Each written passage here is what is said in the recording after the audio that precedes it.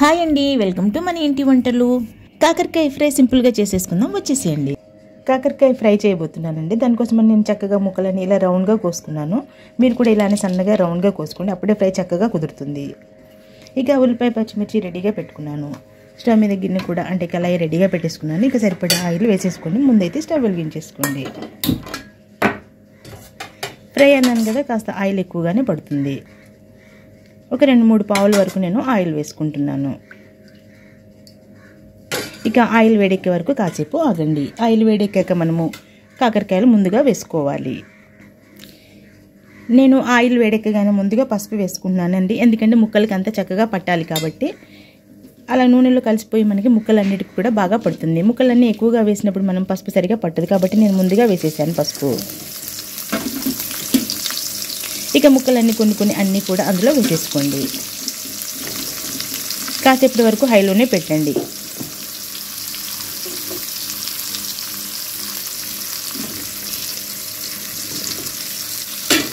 ఇక ముక్కలన్నీ అలా వేసేసుకుని ఒక్కసారి కలిపేసుకుందాము. ఫ్రైలు చేసేటప్పుడు ఎప్పుడైనా సరే అట్ల కాడలు లాంటివి వాడండి. ఇలా మనం కలుపుకోవడానికి దీంతో కలుపుతున్నప్పుడు మనకి కంఫర్ట్గా ఉంటుందండి. కాబట్టి ఫ్రైస్ వాడేటప్పుడు ఇలా అట్ల కాడలు లాంటివి వాడండి, గరిటెలు. ఒకసారి ముక్కలన్నీ కూడా బాగా కలిపేసుకోండి.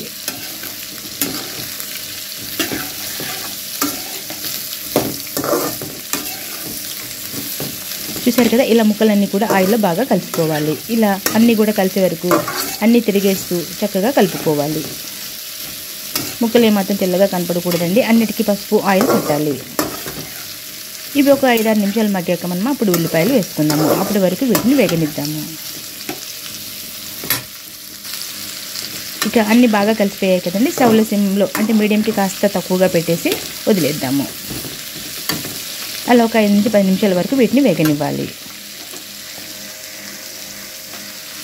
ఇక ఇవి వేగుతూ ఉంటాయి. మిగతా పని ఏదైనా ఉంటే మీరు చేసుకోవచ్చు. పౌడర్స్ లాంటివి వేయాల్సినవి, అల్లం వెల్లుల్లి పేస్ట్ రెడీ చేసుకోవాల్సినవి అలాంటివి. నా దగ్గర అయితే అన్నీ రెడీగా ఉన్నాయి కాబట్టి నేను స్టార్ట్ చేసేసాను. మనం ఒకటి వేసేసుకుందాం అన్నీ. ఇవి మాత్రం ముందు వేగనిద్దాము. మూత పెట్టకండి, మూత అవసరం లేదు. ఇది మొలకల మెంతి కూర అండి. ఇది కూడా నేను కర్రీలో వేయబోతున్నాను. చాలా కమ్మగా ఉంటుందండి, చేదు ఏమాత్రం రాదు. ఇక మనం ఉల్లిపాయ పచ్చిమిర్చి ఇందులో వేసేసుకుందాము. దాదాపు 50% వేగిందండి కాబట్టి ఈ టైంలో వేసేసుకోవచ్చు. ఇక ఉల్లిపాయలు కూడా వేగాక మనం వేయాల్సిన మిగతా ఏమైనా ఉంటే అవి తర్వాత వేద్దాము. ఉల్లిపాయలు అలా వేసేసి అలా వదిలేసేయండి, అవే మగ్గిపోతాయి. ఎక్కువగా కదపకండి, కిందికి వెళ్తే ఉల్లిపాయలు మాడిపోతాయి, కాకరకాయలు వేగవు. అలా వేగనివ్వండి వాటిని. ఈలోపు మనం మెంతికూర శుభ్రంగా కడిగేసి పక్కకు పెట్టేసుకుందాము. ఇలా వేసేసుకుందామండి, ఎక్కువగా కట్ చేయాల్సిన అవసరం లేదు. చక్కగా కడిగి రెడీగా పెట్టుకున్నానండి. ఫస్ట్ టైం నేను కూర కర్రీ చేస్తూ ఆడియో చేస్తున్నానండి. ఫస్ట్ టైం చేస్తున్నాను ఇలా. ఎప్పుడు అంతే అయిపోయాక నేను ఎడిట్ చేసుకునేదాన్ని. ఈసారి మాత్రం నేను కర్రీ చేస్తూ వాయిస్ చేస్తున్నాను. ఇక ఇది కడిగి రెడీగా పెట్టుకున్నానండి. మనం కర్రీ వైపుకి వచ్చేద్దాము. చూసారు కదా, కర్రీ చక్కగా వేగుతుంది. ఒక్కసారి ఇప్పుడు కలిపేసుకుందాం ఉల్లిపాయల్ని. ఒక 2 నిమిషాలు అయిందండి. నేను అది కడిగి తెచ్చుకొని అంతా శుభ్రం చేసుకునే లోపు నాకు ఒక 2 నిమిషాలు పట్టింది. కాబట్టి ఒక్కసారి ఉల్లిపాయలను అలా కలిపేసి వదిలేసేయండి. చెప్పాను కదా, ఇలాంటి గరిటెలు వాడాలని. చక్కగా వస్తాయండి. ఇలా మనం లేపినప్పుడు చక్కగా కూర అంతా చక్కగా లేస్తుంది, అడుగంటకుండా ఉంటుంది. కాబట్టి ఇలాంటివి వాడాలని చెప్తున్నాను. అంతే, ఇలా వదిలేసేయండి మరి ఒక 5 నిమిషాలు. ఇక మనం ఈ మెంతికూర కాకరకాయలో వేసేసుకుందామండి. ఎందుకంటే మెంతికూర ఆయిల్లో వేగితే చేదు ఉండదు అంటారు కాబట్టి ఇప్పుడు వేసేసుకుందాము. ఇది కూడా ఆయిల్లో వేగాలి కాకరకాయ ముక్కలతో పాటు. మనం ఉల్లిపాయ పచ్చిమిర్చి వేసాక ఒక 10 నిమిషాలు అయిందండి నేను వేసి. ఇప్పుడు వేసాను అది మెంతికూర అనేది. ఇప్పుడు నేను వేసాను. ఒకసారి కలిపేసుకోండి. అది ఆయిల్లో వేగాలన్నారు కదా కాబట్టి ఒకసారి బాగా కలిపేసుకోండి.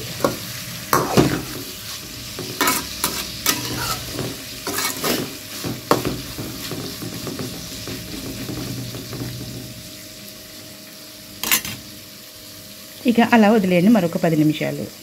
ఈలోపు నేను కొత్తిమీర కూడా సన్నగా తరిగి పెట్టేసుకున్నాను. శుభ్రంగా కడిగేసుకుని సన్నగా తరిగి రెడీగా పెట్టుకున్నాను. 10 నిమిషాలు అన్నాను కానండి, నేను 5 నిమిషాలకి వచ్చేసాను. ఆ మెంతికూర వేసాక కర్రీ ఫ్లేవరే మారిపోయిందండి. ఎంత కమ్మగా అనిపిస్తుందండి, ఆ స్మెల్ చాలా కమ్మగా కనిపిస్తుంది.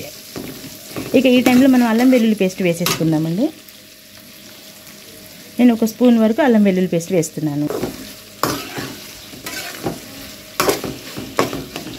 ఒకసారి బాగా కలిపేసుకుందాం. మనం జీడిపప్పు పౌడర్ కూడా వేసుకుందామండి.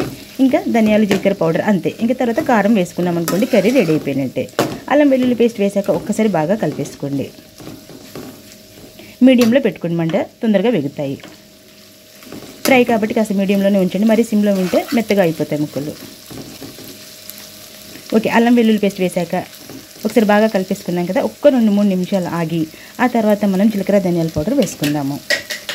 ఒక 2 నిమిషాలు అయిందండి. ఇక ఇప్పుడు నేను జీలకర్ర ధనియాల పౌడర్ వేస్తున్నాను. ఈ జీలకర్ర ధనియాల పౌడర్ అనేది కాస్త ధనియాలు దూరగా వేయించుకుని, అలాగే జీలకర్ర అందులో సగం అండి, ధనియాలు ఎంతైతే తీసుకుంటున్నామో అందులో సగం జీలకర్ర తీసుకుని మనం వేపి వేసుకోవాలన్నమాట. అలాగే వేసుకున్నాను నేను, అలాగే పట్టుకున్నాను, పౌడర్ చేసి పెట్టుకున్నాను. అది ఇప్పుడు 1 స్పూన్ వేసాను. ఇది కూడా వేసాక మరొక 2 నిమిషాలు వేగనివ్వండి. ఫ్రై అండి, చాలా టైమే పడుతుంది. సిమ్ టు మీడియం మార్చుకుంటూ మనం దగ్గరే ఉండి చేసుకుంటున్నాం కాబట్టి ఒక అరగంటకి పైననే పడుతుందండి కర్రీ చేయడానికి. ఇక అలా వదిలేసేయండి కాసేపు. కారం ఇప్పుడే వేయకండి, కారం వేస్తే కూర మాడిపోతుంది. 5 నిమిషాలకు పైన అయిందండి. కలిపేద్దామా మరి కర్రీని ఒకసారి? ఓకే, చూడండి బాగా వేగింది, దగ్గర పడిందనమాట. కారం మాత్రం ఇప్పుడే వద్దండి, మన అల్లం ఒకటి వేసాము, జీలకర్ర ధనియాల పౌడర్ వేసాము. ఒకసారి బాగా కలిపేసుకోండి. తెల్లగా ఉన్నాయి కదా, ఇవి కలర్ మారే వరకు వేగనిద్దాము. ఇక ఈ టైంలోనే సరిపడా ఉప్పు, కాస్త చిటికెడు పంచదార వేసేసుకోండి. ఆ క్లిప్ మిస్ అయిందండి, వేసి బాగా కలిపేసుకోవాలి. ముక్కలు ఇలా సమానంగా పరుచుకుంటూ కలుపుకోవడం వల్ల అన్నీ వేగుతాయని చెప్పాను కదా, కాస్త చిన్నగా ఉన్నాయి వేగిపోతాయి అనుకోండి. అందుకే మనం పెద్దవాటి విషయంలో జాగ్రత్త తీసుకుంటే ఇలా మధ్యలోకి అనుకుంటూ వేపుకోవాలి. దగ్గరే ఉండి చేసుకున్నాం అనుకోండి కర్రీ కమ్మగా తయారవుతుంది. హడావుడిగా 5 నిమిషాలు అవ్వాలంటే ఏ కర్రీ కూడా కాదండి, టేస్ట్ కూడా ఉండదు.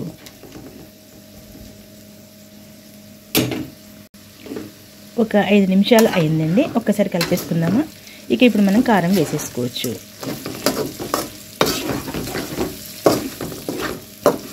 చూడండి ఇలా ఎర్రగా అయింది కదా కాస్త కింద, కాబట్టి ఇప్పుడు కారం వేసేసుకుందాము. అయితే కారం వేయడానికి మనం కాస్త ముందు జీడిపప్పు పౌడర్ వేసేసుకుందాం. జీడిపప్పు పౌడర్ రెడీగా ఉంది కదా మనకి, ఈ జీడిపప్పు పౌడర్ వేసేసుకుందాము.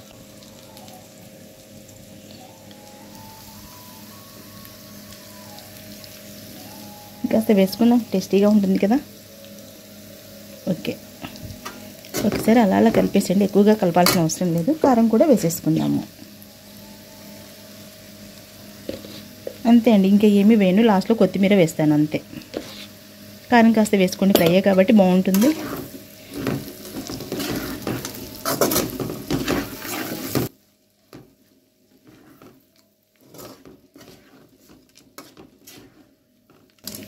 చూసారు ఎంత చక్కగా కనిపిస్తుందో. కారం వేయగానే కలర్ మారిపోయింది కదా. మనం కాస్త షుగర్ కూడా వేసుకున్నామండి, కర్రీకి కలర్ బాగుంటుంది షుగర్ వేయడం వల్ల. కాసేపు వేగనిద్దాం. ఇంకా దీన్ని చాలా సిమ్లో పెట్టేసి వేపేసుకోండి. కర్రీ దాదాపు అయిపోయిందండి, చాలా సిమ్లో పెట్టాను నేను. చూస్తున్నారు కదా చక్కగా ఆ ఆయిల్లో మగ్గుతుంది, ఉడుకుతుంది. చూసారా, అలా ఉడకాలన్నమాట. అప్పుడే మనకి చేదు అనేది ఉండదండి ఆ ఆయిల్లో అలా మగ్గితే కనుక. అలా మగ్గనివ్వండి కర్రీని సిమ్లో పెట్టేసి.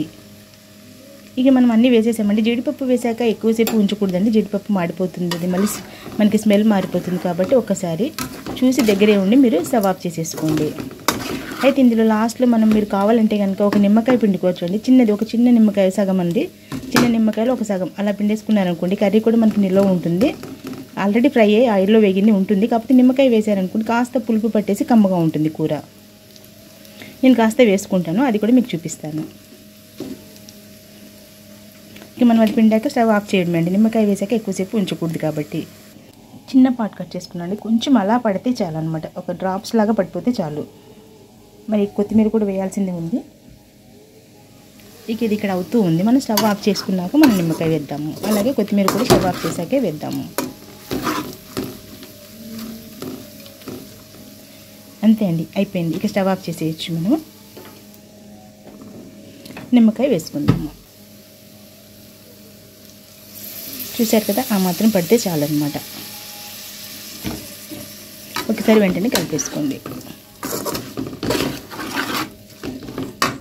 అలాగే కొత్తిమీర కూడా వేసేద్దాము.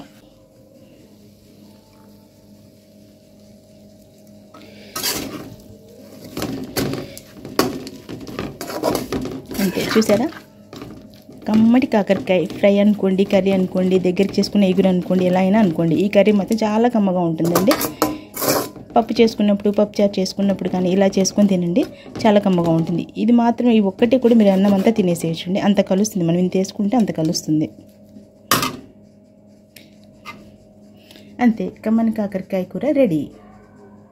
వెంటనే డిష్ అవుట్ చేసేసుకోండి. ఓ గిన్నెలోకి తీసేసుకున్నాక వేడి వేడి రైస్లో అలా పెట్టేసుకొని మీరు ఇలా లాగించేశారనుకోండి, అలా వెళ్ళిపోతుందండి కడుపులోకి. అంత కమ్మగా ఉంటుంది కాకరకాయ ఫ్రై. ఒకసారి చూడండి మా వాళ్ళు ఎలా లాగించేస్తున్నారో. వేడి వేడి రైస్లో కానీ చల్లన్నంలో కూడా చాలా బాగుంటుందండి. వేడి వేడి కర్రీ చల్లన్నంలో కూడా చాలా బాగుంటుంది. అలాగే వేడి వేడి రైస్లోకి తింటే మాత్రం వెంటనే కాస్త ఎక్కువగా తినేస్తారు. కాబట్టి ఒక్కసారి ఇలా కాకరకాయ ఫ్రై ఇలా కూడా ట్రై చేయండి. నేను వేరే విధంగా కూడా పెట్టాను. కాకరకాయ ఫ్రై సింపుల్గా ఇలా కూడా చేసుకోవచ్చు. Thanks for watching. సబ్స్క్రైబ్ చేసుకోవడం మాత్రం మర్చిపోకండి ప్లీజ్.